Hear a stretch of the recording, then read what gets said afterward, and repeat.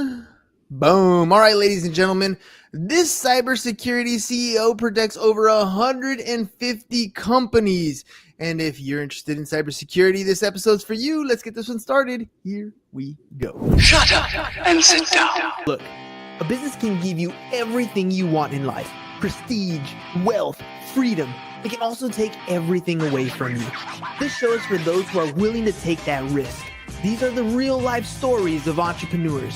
But before we start, I have one small favor to ask. Please leave a comment. It can be advice, critiques, tips, feedback, or share this with someone because your engagement is the most valuable and most powerful form of social currency. So thank you, and welcome to another episode of Business Bros. Business Bros. He's a cybersecurity powerhouse with over 30 years of leadership experience, a best-selling author, and the mind behind the global IT revolution that is VisibleOps. If your business values digital trust, compliance, and operational excellence, then get ready to level up. Let's welcome to the show, Mr. Scott Alldridge.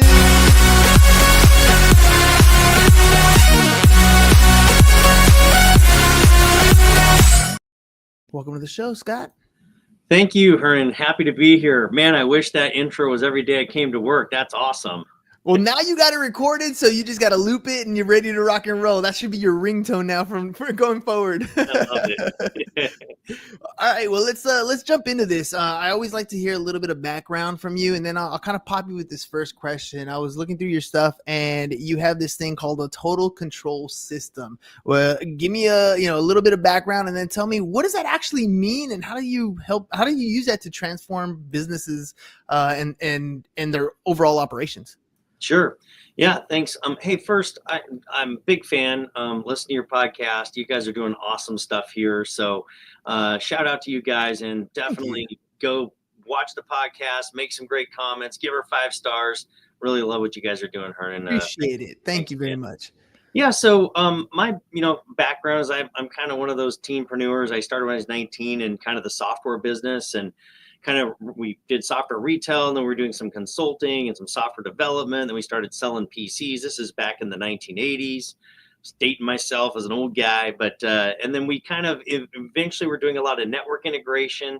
So we started doing some larger, more medium-sized organizations across the Northwest out here we're at, and some national customers. And of course, out of that, we eventually evolved into a managed services provider and started delivering a lot of IT security. We didn't call it cybersecurity back there in the early 2000s. And so I kind of grew up in technology, definitely, hold a lot of technical certifications, I hold a lot of process certifications. I'm a certified chief information security officer, and I have an MBA in cybersecurity. So I've done a lot with it, and I've been involved with the IT Process Institute in developing kind of some best practices and what really are proven best practices in IT management and IT security. So that's been a big part of what I've done the last 10 years, actually 15, 16 years. We've been just fully leading with cybersecurity and helping a lot of organizations across the nation really enhance their cybersecurity practices. And as we see of late, it's obviously something that everybody has to be concerned about. It's don't have to look in the news too far to see the latest breach or problem with cybersecurity. Oh man, and I'm glad you took it way back. One of my first, the very first company I ever had is called PC Cruisers, and it was kind of one of those accidental starts. My brother was really the computer guy. He ended up getting fired from Cox Communications, installing high-speed internet at the time. So that's how long ago it was. And we would do computer repair and help people kind of set that up. And I remember prior to that, we were building computers at home and using.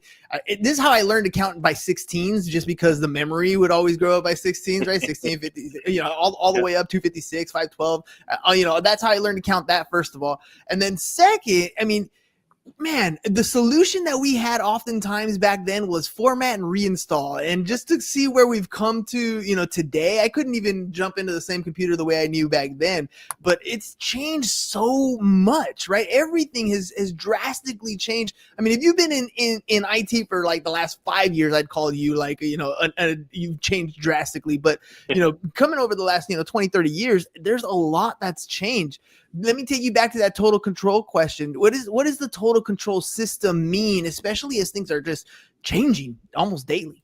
Yeah, and when you kind of camp in it and live in the technology, it's a little easier to keep up with it, but there is constant change. You have to constantly kind of reinvent yourself. But the last IP services, as we kind of spun out of some of the other businesses, really was about 22 years ago. And in that kind of sojourn of the business and developing kind of best practices and processes, we kind of learned early on that there really wasn't a framework for how you deliver best practices in IT. In a lot of different industries and sectors, there are best practices, like in manufacturing. The QA processes are developed by Deming and the Deming wheel and the godfather of manufacturing, QA.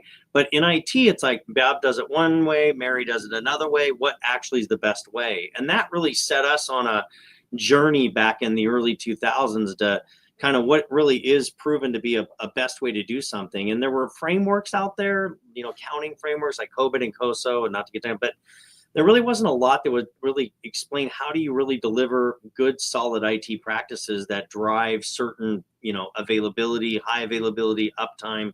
And so we actually stumbled onto the IT infrastructure library called the ITIL.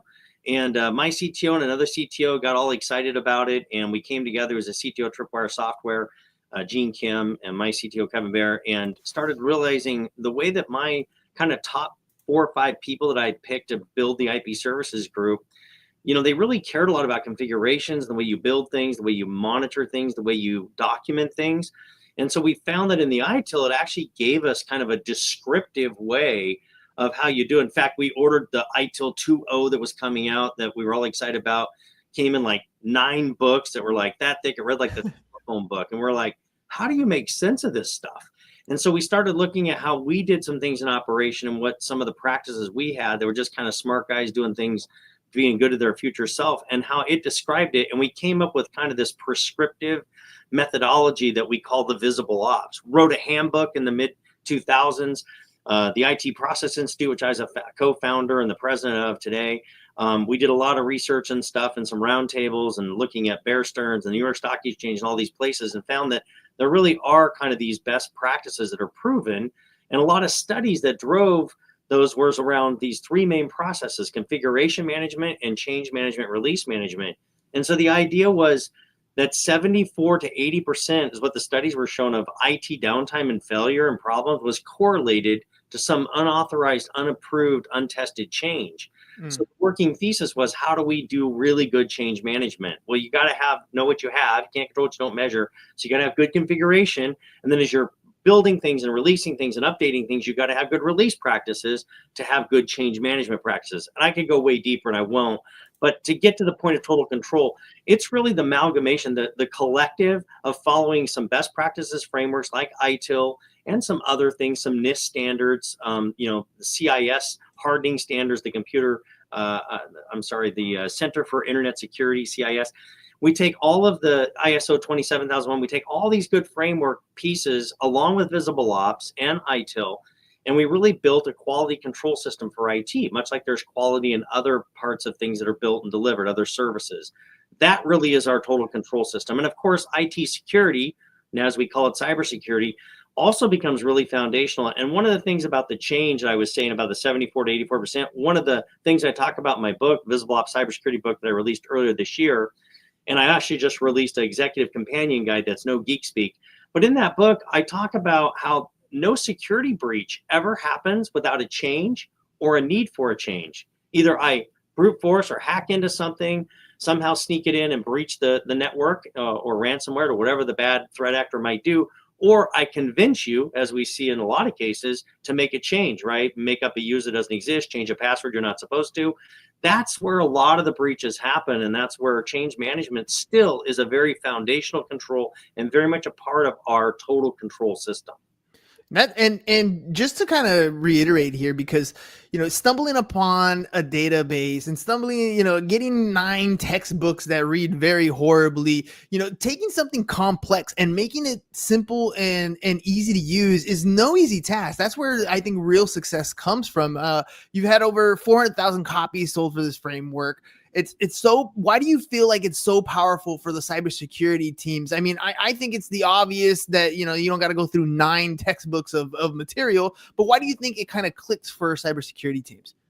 Yeah, I think we break it down into kind of really practical, kind of pragmatic steps and really get prescriptive. So we give very specific examples of what to use. And I joke a little bit about a fool with the tool is still a fool. The idea is that the shiny toy syndrome, a lot of times we're chasing new tools, and in IT and cybersecurity, we constantly are hearing about new things and new methods, and we can get into AI a little later, and those are all good things. But you really have to have foundational practices around your processes. Those really matter.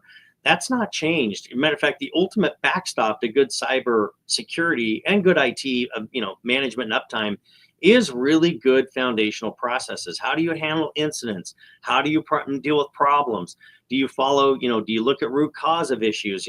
These are all good things besides the configuration management, change management, release management. Those really do make up really foundational pieces that can help you deliver great service. So making it very practical, real world examples, not kind of the 80-20 rule. Like in the ITIL, there are about 12 to 14 processes that are outlined. We're just focusing on these 3 foundational ones. If you do those really well, you're going to get 70, 80% of the benefit for 20% of the work. And I talk a little about the 80-20 rule in my VisibleOps cybersecurity book as well. And once you have it dialed in like you do, it allows you to go into a number of different industries, especially some of that are really highly regulated. I know the financial industry is very highly regulated. Healthcare is very highly regulated. There's always things changing and evolving. I mean, we just had the big, beautiful bill, which is going to affect a lot of these finance companies all the way. Things are always constantly changing. How do you help these industries that are highly regulated like that to stay ahead of the game and be able to just constantly evolve with their compliance standards? Yeah, it's a great question. And it is challenging because compliance, again, is constantly, changing itself. They're adding new requirements. Matter of fact, they recently just here in the beginning of the year, basically implemented higher HIPAA standards that get very specific about your, IT cybersecurity practices, and adding more controls that you have to have in place and prove that you have those in place. You got to have attestation, if you will, of those controls. Things like active monitoring on the network and, doing penetration testing on a more regular basis, vulnerability scanning. They're making them do those things, making sure they're protecting the patient data, the EPII, if we will, personal identifiable information. Yeah, it's constant in manufacturing. Like most companies that are doing business with city governments, state governments, the federal government, they're now requiring that you follow a National Institute of Standards like a NIST 800-171 standard, or like the cybersecurity capability maturity model. If you're going to do a business with the military, they're requiring these standards to be in place. So healthcare is challenging, as is some of the manufacturing standards out there. And then fintech, of course, financial information is very valuable, as healthcare information is. And so keeping up with it. So what we do is we really, look at the particular framework that we're trying to, the compliance that's most important. We kind of break it down into those foundational controls. We just kind of go through a checklist and we look at our total control system and say, do we have these basic things in place? And, that's easy to say, hard to do. And honestly, in my executive companion book that I get into that has no geek speak, I talk a little bit about companies sometimes are trying to, they don't have the resources to have the right kind of guy that's really the expert in cyber, but then you got to have a guy that's expert in systems and a guy that's expert in networking and a guy that's expert in help desk and support. It's a lot for us small to medium business to have all those experts in place. So why not subscribe to it, right? And so that's a lot of what the services that we get involved in the managed security services and managed services we provide. You're a candy company, make really good candy. You don't need to be a cyber operations, business, right? And so that's partly what we talk about, whether it's a company that you would engage with us or somebody else, really go to the experts that know what they're doing, and they will help you understand what those compliances are and what exact type of services and tools you need to deploy to keep yourself compliant. Yeah, to the layman, I mean, me, the regular guy that's starting a business, and I know I need help on the cyber side. So I hire a guy, but he's not necessarily going to be the one who's an expert in all those places. But I don't know that. I don't understand. I hired him to do a specific job. I think it's secure, and then all of a sudden something happens in my company, and I'm all of a sudden liable. And speaking of which, there's always different ways. There's always the bad guy trying to get in, right? Sometimes it's the I'm dating myself here, the Johnny turning mnemonic and he's going to be like the little hacker there going in and trying to do stuff. But sometimes the errors come from inside, right? You have internal people internally that might click on a link or give somebody access that they normally wouldn't do, but they've done it mistakenly. But there's also the guy from the outside. When an organization is trying to put these things together, what are some of those common mistakes that you see them make in their cybersecurity strategies that can really be detrimental? Yeah, great question. Matter of fact, we know that 80% of breaches start with the end user, with that part of the network. The new edge to the network, as we say, is the end user, and then they have all the devices that they're allowing sometimes to connect to the network, and that's a big mistake. They don't, everybody wants to use their phone or their own laptop or their own, log in or dial in, and those are all open up your attack surface and make open up potential vulnerabilities. So you really have to start with the end user, and then education. In my book, in VisibleOps Cybersecurity, I really start talking about leadership, how we really have to have a security first mindset. And as leaders, are we really making a priority? Are we putting it in our newsletter or even talking to departments and employees about how that's important? Matter of fact, even in small to medium businesses with their boards, they're now bringing cyber expertise onto their boards because it's becoming such a business risk. It's not really no longer an IT problem or an IT guy. It's a business problem because only 60 some percent of businesses that suffer a cyber breach will stay in business if it's serious enough.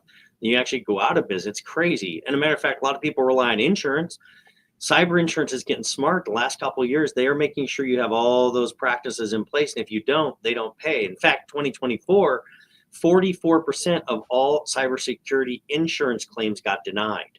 So you get almost a 50-50 chance if your insurance company is going to pay. A lot of people sit back and say, well, we've got insurance to cover it. So again, there's a lot of challenges for the business out there as it relates to the cyber risk and being prepared to defend the bad guys. So we start pragmatically by looking at the end user. That's really the first step. Are we training? Are we doing, making a priority of it as leaders? Are we budgeting it? Is it, got the right attention in your business? And if it doesn't, I'd encourage people, that's a big one to take away. Then the second chapter, I get into the philosophy. You kind of got to have a philosophy about how you're going to approach cybersecurity. What's most important? It's layers. It's never a one box or buy something in a box and it's going to solve, or the next tool is going to be the amazing thing that your IT guy told you. And a lot of times IT people, they just want to say, yeah, we're doing good. We've got this and this. I think we're good.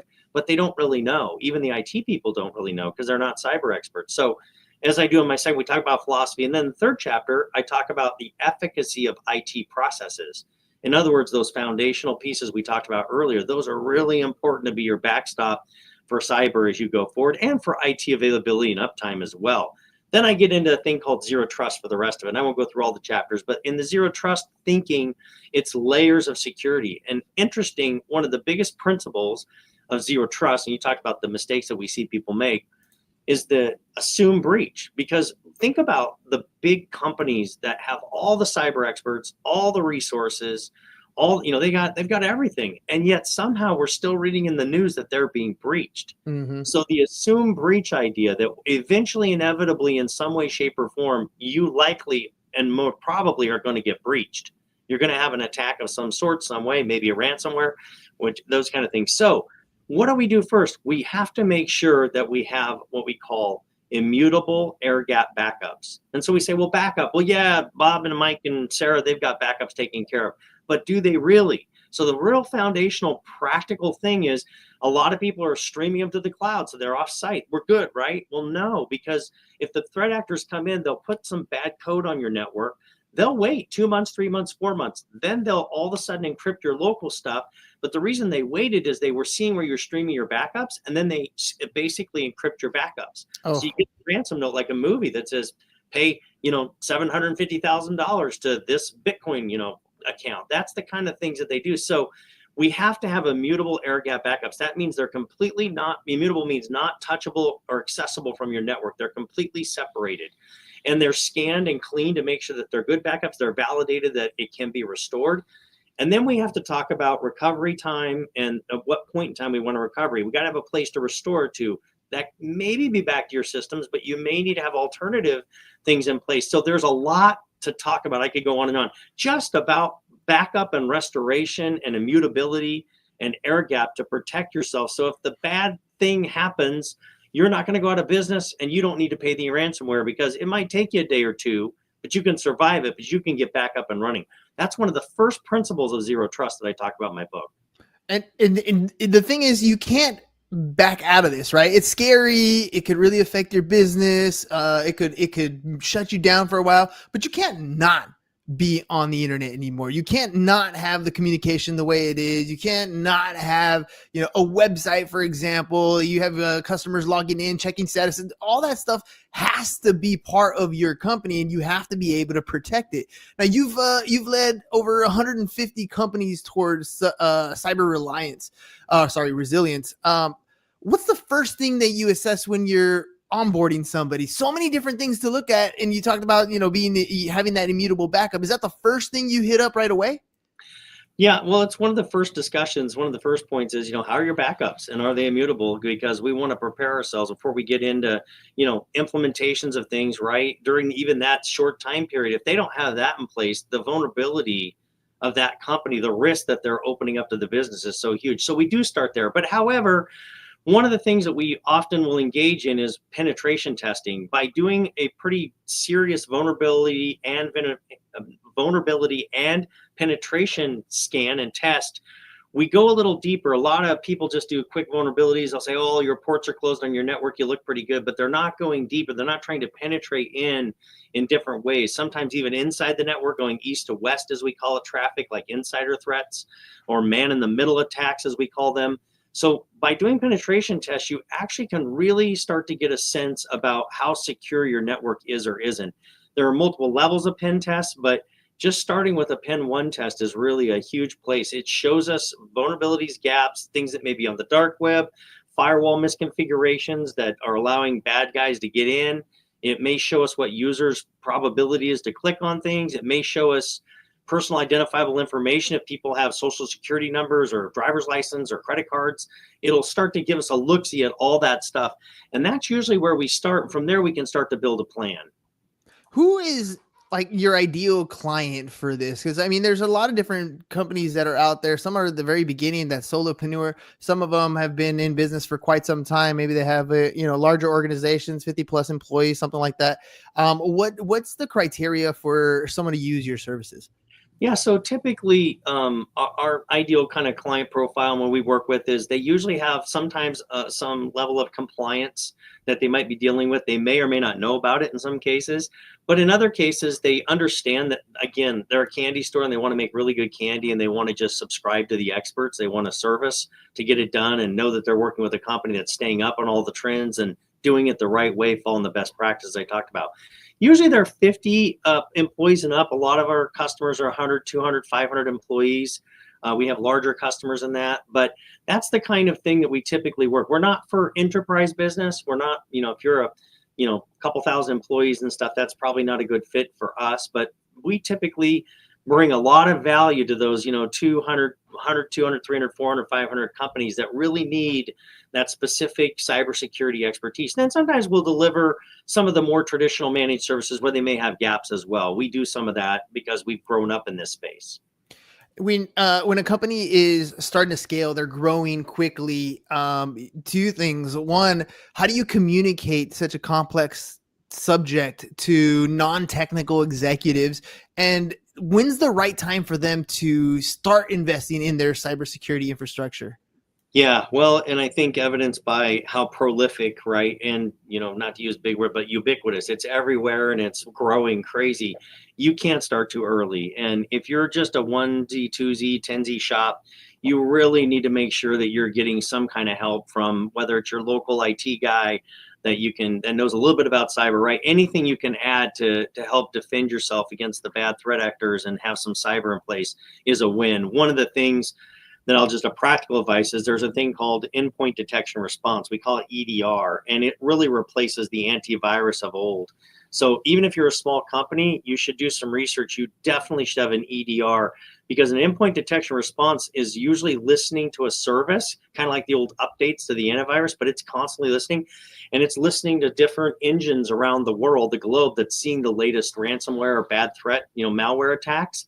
And what it does is it gives a signature to that endpoint detection response. And if for some reason that computer clicks on a link or they get in, it will, about 80% of the time, it will arrest it and freeze it right there at the workstation. It'll lock it up before it infects the rest of your data or the rest of your network, that kind of stuff. But back to the bigger, kind of the bigger question, is that, we really do, kind of look at the different ways to implement the security solutions kind of on a case-by-case basis. It's not the same thing or the same set of services that we would deploy for every organization that we work with.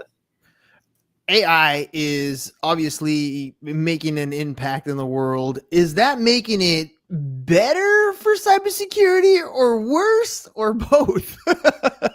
Yeah, that's a little bit like kind of what I was just talking about with the antivirus malware. It used to be, they come up with a virus that would infect something, then they quickly come up with a way to eradicate it or stop it or block it, and then so they're better, you're up to speed. Then they come up with a new virus.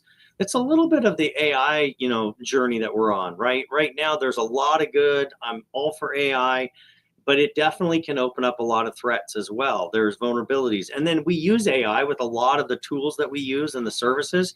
We're using AI to keep the bad guys out, but they're using AI to try to get in. So it becomes a little bit of a back and forth, right? There's two sides. But I think generally AI is a really amazing thing. And I think it's going to help us in the future stay ahead of them.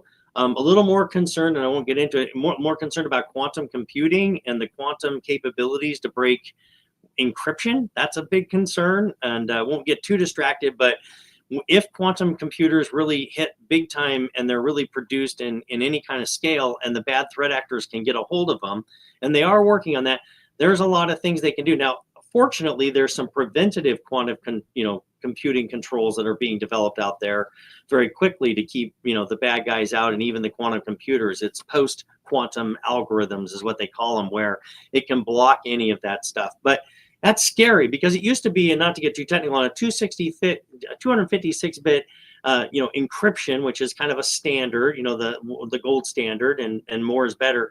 It used to take years to be able to break that with our current computing power. But with the quantum computers, they can break that in about 7 to 15 days. So you think about companies not staying up on it, you're going to have to really stay up on it. Banking, the government, we think about the geopolitical implications of shutting down countries and infrastructure. It's not to scare everybody, but there's a lot out there, and AI is going to play a big role in that. It sure is. And, I'm not giving stock advice here or anything, but I've been investing in, 4 or 5 different quantum computing companies, and their stock's been going up lately. A couple big runs. It just kind of goes to show where, all this attention is going. Obviously, with AI being as powerful as it is, we're going to need that quantum computing power. And these companies are kind of, blowing up right there and riding the wave. Hopefully I ride the wave like I did with NVIDIA and AMD here with these quantum computing companies. Scott, obviously it's a scary situation out there. People want to make sure they're taken care of. If they want to reach out to you, find out more about what you do, how can they do that? Yeah, thanks. I really appreciate the opportunity to share today and hopefully give some insights. If you're a business owner, executive, an IT person, and you want to learn more about it, you can reach out to me. The information's on the screen. It's on the ticker. My email address is scott.alldridge. You'll see it come up there. But I'd actually like to make kind of an offer to your audience, your listeners today. A couple of things that I'd like to do for your audience. Number one is I created and I alluded to the VisibleOps Executive Edition, the non-geek speak. That book I'm selling for $17.95 on Amazon. It's kind of a spinoff of No Geek Speak from my bestseller, Amazon bestseller, VisibleOps Cybersecurity. Anyway, I want to make that available to your listeners. I'll get you an e-copy. My team will. In a second, I'll give you a text. I think you're going to scroll the text also across the ticker on the screen, but I want to go a step further. One of the things we do through a third party, and it can't be us that does pen tests to say we're doing a good job on security or we're biased. We actually use a third party that's pen testing experts. We pay for the service, but we will pay to and offer up a pen level 1 test to one of your listeners. If you got a business and you're concerned, as long as you meet some basic qualifications, I'd like to offer that up, a pen 1 level test. So you'll just need to text to me Secure25 at 541-359-1269. That's Secure25, 541-359-1269. We can get the book out to you. We can also get you scheduled to have an appointment to see if you'd qualify for a no-cost pen test. You can Google that if you want anytime. They literally cost $2,000 to $5,000 for just a Pen 1 test. It's real value. And I'd love to offer that, partly to just raise the tide that floats the boats, to provide better cyber for the world and for you and your audience, but also would love to talk to you about potential services as well. There we go, ladies and gentlemen. Cybersecurity, I get it. It's scary. And you don't know who knows their stuff. But as you heard in today's episode, Scott's been doing this for 30 plus years. He's going to give you the opportunity to even test your system. Send him a text, 541-359-1269. Tell him Secure25. Get that pen test. Figure out if you have the vulnerabilities that you know you do, but you got to get them squared away. Plus, he's going to send you a copy of the books. I mean, come on, you don't want to read through 9 different textbooks and all kinds of different stuff, and it's boring. Find the frameworks that already work, that over 150 companies are using. Scott, thank you very much for coming on today, sharing that information. A lot of people I know that are in business are scared of what happens, so they do what the ostrich does and they stick their head in the sand and hopefully nothing happens. Hope is not a great investment strategy. It's also not the best cybersecurity strategy. You need to make sure you guys take care of that. ScottAlldridge.com is scrolling across the bottom. You guys can visit the website, find out more about what Scott has to offer, and send a text message, Secure25, to 541-359-1269. And see if you qualify for that pen test. Scott, thank you very much for being on the program today. Ladies and gentlemen, we'll catch you guys on the next one. Peace. And we're out. It's over. Go home. Is your business in need of marketing? Try starting a podcast. But not just any podcast. Podcast like a pro. We can show you how to take your business from being invisible to becoming a brand people trust.